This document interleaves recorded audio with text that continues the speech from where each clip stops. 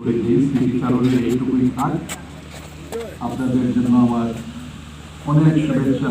মুক্তিযুদ্ধ ভাইদের জানি না পরিস্থিতি এখানে আছেন কিনা। ধন্যবাদ। আর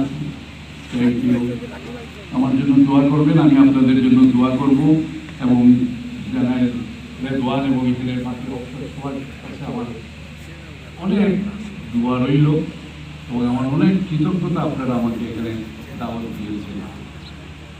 আমি অগোছালভাবে কথা বলেছি, কোনটা আগে কোনটা পরে চিন্তা করে বলি নাই।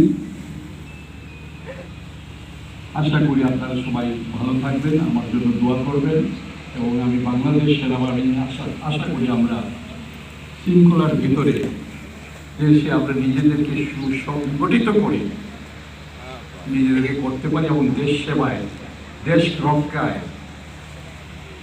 এবং